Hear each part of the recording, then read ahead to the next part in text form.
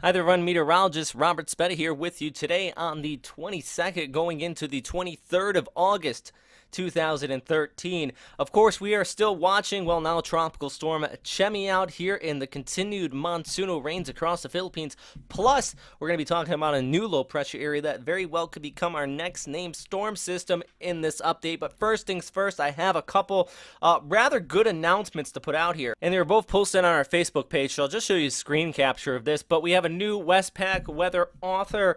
I'm really just pleased to announce Dr. Gary Bangtasa, a professor at the University of the Philippines, will be now joining the Western Pacific weather team. He was previously a professor at the University of Chiba, so really he has one of the best perspectives out here in the Western Pacific, and I'm very happy to have him on board. He's going to be starting to write a blog on the website for us, also giving updates on these typhoons and just different weather across the Philippines, specifically around Manila and all the Western Pacific. So glad to have him on board. Check the Facebook page for more information on that, or just to see this, and you can go ahead and welcome him into the team. So yeah, once again, thank you very much, Dr. Gary, for joining us.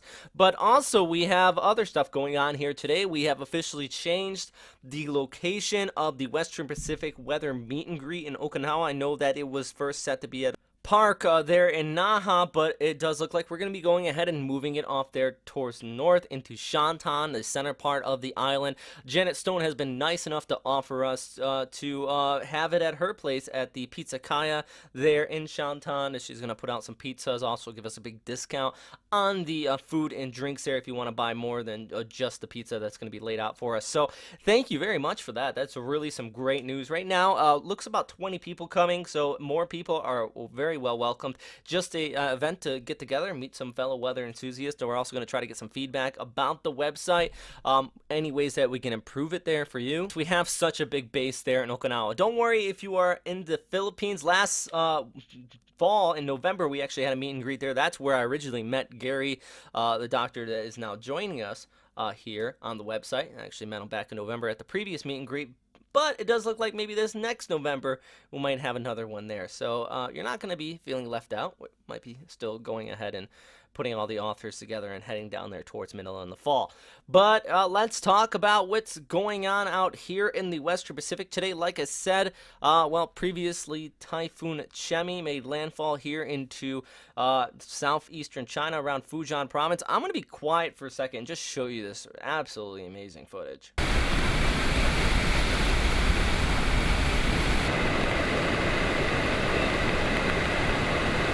I'm here in northern Taiwan the morning after Typhoon Trami dumped over half a meter of rainfall in this region.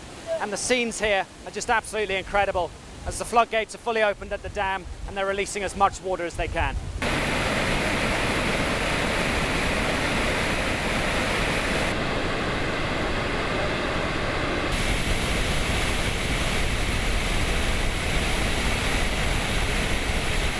That footage shot by James Reynolds, as you've seen there, took place after over a half a meter of rainfall fell on the island. Actually, some areas saw up to about 800 millimeters. As shown in this graphic, this was on the 22nd. How much rainfall fell?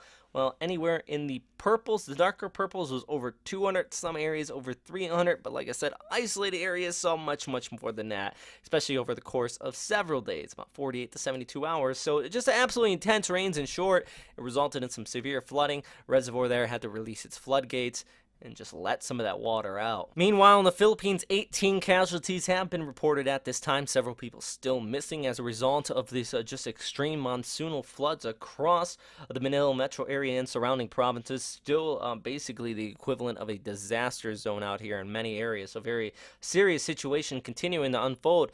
Good news, if you remember watching our video update yesterday, this radar is much, much cleaner, but still we're seeing spotty showers across much of the Manila area, even extending off there towards the north.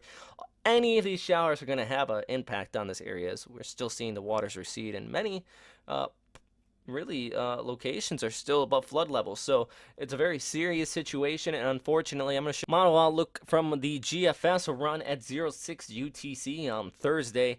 And it's got some dire news for you. This is currently Saturday in the morning hours. This model's been rather consistent in the last several runs. GFS has been actually a rather decent model so far this year in the 2013 typhoon season. It starts to move off there along the east coast of Mindanao, basically running up the eastern seaboard of the Philippines through the Philippine Sea. All the while, it's pulling in those winds from the west. What does that mean in short? An enhanced monsoonal effect. We see this, well, just with our Typhoon Maring or Trami when it pushed through, and it does look like that effect very well could be taking place again. This is looking ahead till Monday around midnight going into Tuesday. See those showers kicking up there across the western seaboards. Let's look ahead into Tuesday. Look at this big blob of moisture being picked up on the model, starting to push through there by Tuesday afternoon into the evening hours.